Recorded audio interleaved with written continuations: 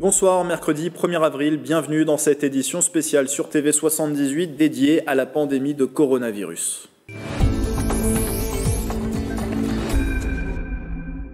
La crise sanitaire du Covid-19 qui est toujours en phase ascendante dans la région et le département. Au dernier chiffre publié hier, 98 personnes ont succombé au virus dans les hôpitaux yvelinois. On recensait hier 706 hospitalisations sur le territoire, plus 112 en 24 heures. 158 personnes étaient placées en réanimation mardi soir. A contrario, le nombre de retours à domicile suite à une amélioration de l'état de santé est lui aussi en progression. Et les hôpitaux qui arrivent en saturation avec un nombre de malades en réanimation plus conséquent que le nombre de places disponibles en Île-de-France. L'urgence est donc de trouver de nouveaux lits, d'ouvrir de nouveaux lits et aussi à la production de respirateurs artificiels pour les équiper. L'usine PSA de Poissy se joint à l'effort du moment. L'entreprise a répondu à l'appel d'offres d'Air Liquide. Objectif, produire 10 000 respirateurs d'ici mai. 60 salariés des 3 500 du site dont donc assembler sur place des composants mécaniques qui seront ensuite envoyés à l'usine Air Liquide d'Antony dans les Hauts-de-Seine. Écoutez les explications du directeur industriel de PSA. Face à cette situation exceptionnelle, notre entreprise s'est mobilisée. D'une part, un groupe de travail d'une trentaine d'experts a étudié la meilleure façon de produire les respirateurs plus rapidement et en grande quantité. En parallèle, dans la mesure où dans notre usine de Poissy, nous avons mis en place les mesures de sécurité sanitaire renforcées pour protéger nos salariés, nous avons décidé d'y installer un atelier pour produire le bloc central des respirateurs artificiels. Et puis enfin, des salariés volontaires du groupe vont aussi rejoindre les ateliers d'Air Liquide pour prêter main forte à l'assemblage des respirateurs. Les salariés impliqués sont tous volontaires et leur dossier médical leur permet un retour à l'usine. Ils sont d'ores et déjà engagés, comme le précise le délégué PSA Poissy de Force ouvrière, qui restera tout de même vigilant sur la sécurité des salariés. Aujourd'hui, on a un certain nombre de nos collaborateurs, la ligne managériale, des salariés, des moniteurs qui sont partis sur le site d'Antony pour apprendre un peu les gestuels et apprendre les techniques de montage. On a aussi des techniciens qui sont en train de regarder le processus de fabrication pour pouvoir adapter les postes de travail sur notre site. En parallèle, nous, on a fait un CSE vendredi pour expliquer quelles sont les mesures de gestes barrières qu'on va mettre en place pour éviter que la propagation, parce que être solidaire, c'est une chose, mais c'est la solidarité veut dire qu'on remplit aussi les hôpitaux, c'est pas vraiment être solidaire. Donc, les principes de barrières qui vont être mis en place, ce seront des règles de distanciation, des équipements qui sont fournis par la direction pour pouvoir contribuer à cette fabrication-là. Et puis pour être complet sur le sujet, il se félicite de voir l'usine PSA participer à la production des respirateurs artificiels. Le maire de Poissy, Carl Olive, salue dans un communiqué la démarche du groupe implanté dans la ville. Cette guerre ne se gagnera qu'en faisant front tous ensemble, en faisant nation, a affirmé l'élu yvelinois.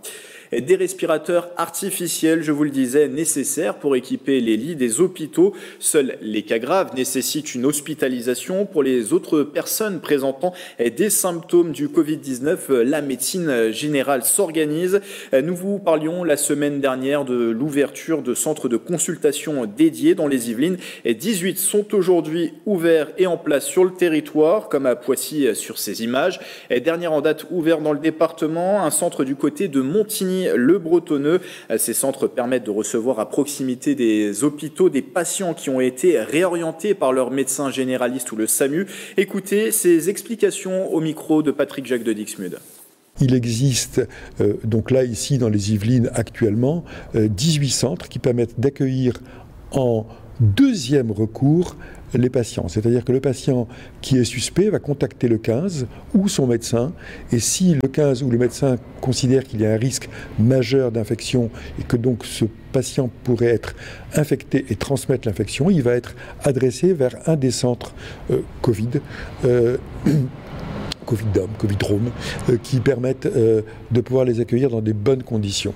Donc, grâce à cela, nous préservons les patients, et puis nous protégeons l'activité hospitalière de telle manière qu'elle puisse continuer à s'exercer vers les cas graves et les cas évolués. Situation également compliquée dans les EHPAD, très touchés par la pandémie, avec une population à risque. Pour assister les soignants dans ce contexte de crise sanitaire, une entreprise d'Elancourt poursuit son activité. Blue Linea est engagée dans le secteur de la dépendance et propose de la téléassistance des personnes âgées au travers de systèmes d'appel d'urgence. Nicolas Dandry pour l'interview.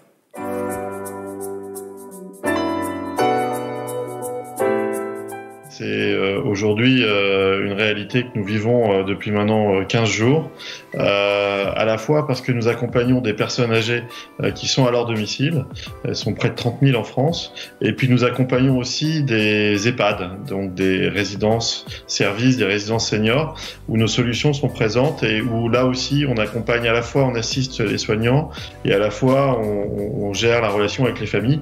Donc vous savez tous aujourd'hui dans la situation dans laquelle nous vivons tous, c'est une population qui est très fragilisée et qui est surtout en souffrance.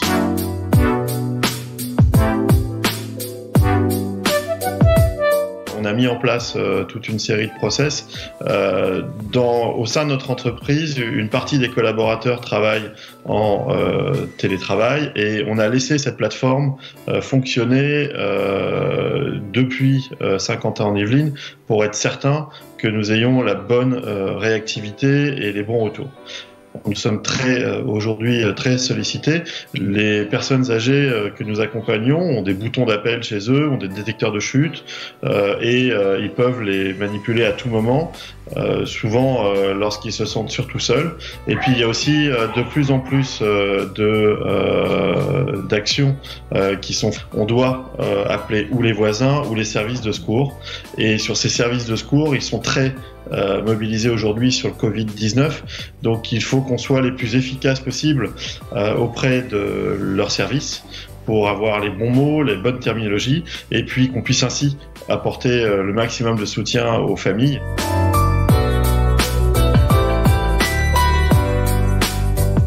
En entendant et en ayant quelques échanges avec des directeurs d'établissements, aujourd'hui leur quotidien c'est quoi? Des centres d'hébergement qui accueillent des personnes en situation de handicap ou des centres de type EHPAD, résidence senior, résidence autonomie qui accueillent des personnes âgées. Ils sont totalement noyés par leur quotidien. Il faut qu'ils gèrent leurs équipes, il faut qu'ils gèrent les familles, il faut qu'ils gèrent leurs résidents et on a eu une idée.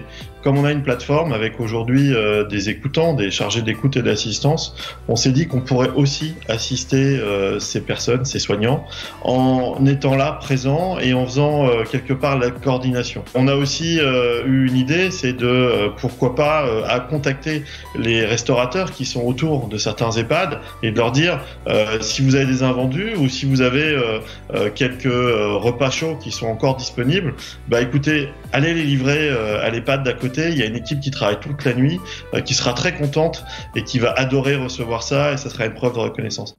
16e jour de confinement en France avec, vous le savez, des déplacements réduits au strict essentiel. Sur l'attestation de déplacement dérogatoire figure notamment l'assistance aux personnes vulnérables. Il est par exemple tout à fait possible de continuer à donner son sang et ses plaquettes. Nouveauté, depuis ce lundi, les donneurs franciliens doivent prendre rendez-vous avant de se déplacer. L'établissement français du sang appelle à la mobilisation pour garantir la continuité des stocks. Un geste qui reste essentiel et surtout en cette période exceptionnelle. Les propos sont recueillis par Mélanie Poquet et Nicolas Kirilovitz. Je rappelle que nous sommes un établissement de santé et qu'en l'état, donc, nous continuons à collecter, que les malades, eux, sont toujours malades et que, certes, le Covid tourne partout maintenant, mais les malades, eux, s'ils n'ont pas leurs produits sanguins, ils risquent vraiment d'être très, très mal. Une dizaine de points de collecte sont ouverts en Île-de-France. Il faut donc prendre rendez-vous avant de se déplacer. Toutes les informations sur les lieux et sur la prise de rendez-vous via le lien qui s'affiche en bas de l'écran.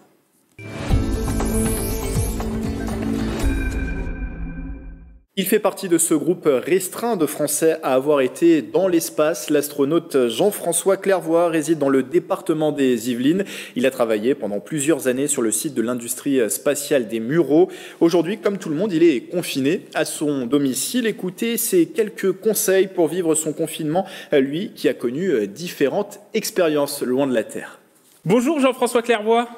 Bonjour. Vous êtes ingénieur et astronaute rattaché à l'Agence spatiale européenne. Vous avez passé 675 heures dans l'espace à bord de la navette, d'abord Atlantis, puis Discovery, pour 3 missions entre 1994 et 1999. Vous êtes actuellement confiné dans votre domicile dans les Yvelines?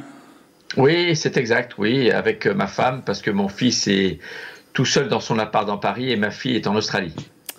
Le confinement, finalement, ça ne doit pas être difficile pour vous. C'est quelque chose que vous avez déjà vécu dans l'espace. Alors, j'ai vécu le confinement dans l'espace, mais c'est pas le même, il n'est pas tout à fait comparable. Ici, on n'est pas isolé, on peut appeler nos proches, on peut avoir de l'aide à domicile si besoin, et on peut sortir. Nous, dans l'espace, on est confinés parce que dehors, le milieu est extrême et invivable, donc nous sommes dans un confinement étanche et tout petit. Alors, ça varie avec la durée et le nombre d'équipages. C'est-à-dire que dans le Soyouz, la capsule russe, c'est 3 personnes pendant 2 jours maximum dans l'équivalent d'un 5 mètres carrés. Dans la navette spatiale, dans le cockpit, c'est l'équivalent d'un 10 à 12 mètres carrés pour 6 à 7 personnes pendant 15 jours. Mais dans la Station spatiale internationale, c'est l'équivalent d'un 300 mètres carrés pour 6 personnes pendant 6 mois. Donc vous voyez, le confinement dépend beaucoup, les conditions de confinement, du volume, du nombre de personnes et bien sûr de la durée. Donc le confinement, je l'ai connu aussi un peu similaire à celui qu'on vit maintenant. Avant le vol, tous les astronautes sont en quarantaine pendant une quinzaine de jours pour éviter d'attraper une maladie au dernier moment. Parfois, ils sont en quarantaine après, c'est arrivé rarement, mais c'est arrivé, pour éviter de contaminer le public à l'extérieur avec des éventuels microbes ramenés du milieu extraterrestre. C'est le cas des missions Apollo, par exemple. Dans quel état d'esprit on se trouve dans un confinement, alors dans l'espace, mais aussi sur Terre, pour la préparation de ces voyages? Alors effectivement, c'est une bonne question. La différence fondamentale entre le confinement que nous vivons tous en ce moment et le nôtre dans l'espace, c'est que celui que nous avons dans l'espace, on y est préparé. On n'y pense même pas. On sait qu'on a besoin d'être protégé et notre confinement, pour nous, c'est un abri, c'est une fonction protectrice et on est obligé de l'accepter pour la mission qu'on a acceptée et on y est préparé. Là, il y a une grande majorité des gens qui ne sont pas du tout préparés. Ils n'ont jamais vécu le confinement. À part celui qui est randonneur, qui fait du camping dans des milieux un peu extrêmes, il sait ce que c'est. Quand on est confiné, donc la règle de base, qu'on soit confiné dans l'espace ou chez soi, il faut savoir pourquoi. Pourquoi je suis confiné? Quand il y a un sens, quand il y a un but, quand il y a une mission derrière, on l'accepte parce qu'on veut remplir la mission. Après, il faut être organisé dans l'espace parce que on peut parfois pas facilement sortir de chez soi pour savoir quelles sont les ressources à bord, par exemple ne serait-ce que de nourriture, de pièces de rechange ou d'outils s'il y a besoin de réparer des choses et après partager avec les autres des ressources, par exemple la salle de bain, par exemple l'écran de télé entre les enfants qui veulent voir des dessins animés ou les ados qui veulent voir des jeux, jouer avec des jeux vidéo. Donc être organisé dans l'espace, rangé, parce que très rapidement ça devient le bazar si on n'est pas ordonné. Et puis avoir un planning. Nous on a un plan de vol, voilà, je vous montre ici le plan de vol de mon 3e vol spatial qui était un vol destiné à réparer le télescope spatial Hubble. C'est un gros bouquin, une checklist qui décrit presque à la minute près qui fait quoi, quand et où. Donc nous avons un but à atteindre, nous avons un confinement qui nous protège du milieu extérieur et nous avons un plan d'activité. C'est très important de s'astreindre à se donner un planning. Si on attend que quelqu'un nous dise quoi faire, on peut facilement se retrouver à devenir oisif et c'est malsain. Et bien sûr, le sport est prévu chaque jour. Merci Jean-François Clairvoy pour ce témoignage et ces conseils. Bien, je vous souhaite à tous de bien vivre à travers ce confinement en pensant toujours à la mission pour qu'on sorte tous indemnes en très bonne santé.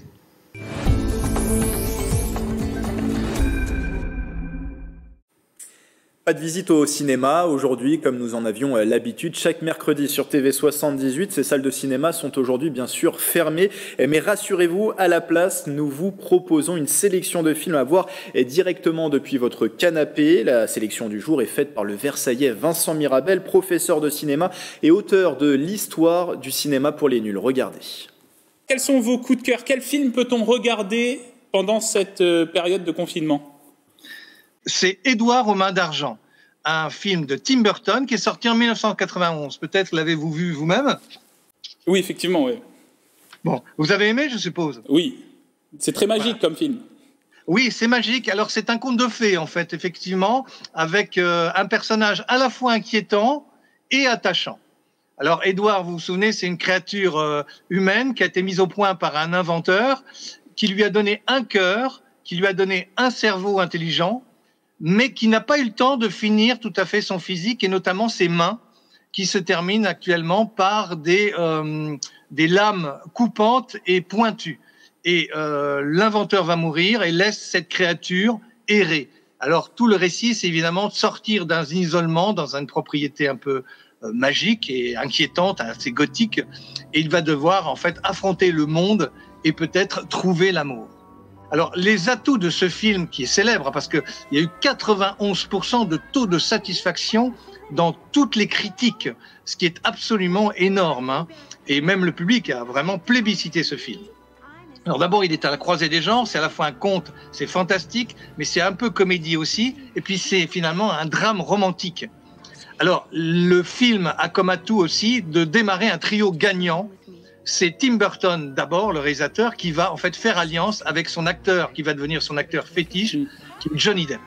Alors, on le retrouvera plus tard dans Ed Wood, dans Sleepy Hollow ou dans Sweeney Todd. Johnny Depp était à l'époque un acteur peu connu. Il avait surtout été un policier dans la série 21 Jump Street. Et là, il va éclore. Il va trouver son réalisateur. Et le réalisateur va également trouver non seulement cet acteur majeur, mais également un compositeur absolument génial, qui est Danny Elfman, et qui va composer une musique extraordinaire. En tout cas, Danny Elfman considère que cette œuvre, Édouard aux mains d'argent, est sa musique la plus personnelle, tout comme d'ailleurs le réalisateur qui trouve que ce film est tout à fait à son image. Petite dernière anecdote, on voit Vincent Price, qui est un acteur qui a beaucoup joué le comte de Dracula, mais également Frankenstein, qui fait sa dernière apparition dans ce film. C'est lui l'inventeur de la créature. Et pour retrouver ce film en vidéo à la demande, rendez-vous sur le site du Centre national du cinéma. Le CNC propose un moteur de référencement qui vous permet de trouver très facilement le film que vous recherchez. Voilà, c'est la fin de cette édition spéciale. Merci de votre fidélité. On se quitte sur ces images. La résidence La Vigneraie au Claye-sous-Bois, au rendez-vous chaque soir à 20h pour applaudir le personnel soignant. L'élan s'observe partout en France et dans le département. Restez chez vous et très belle soirée sur TV 78.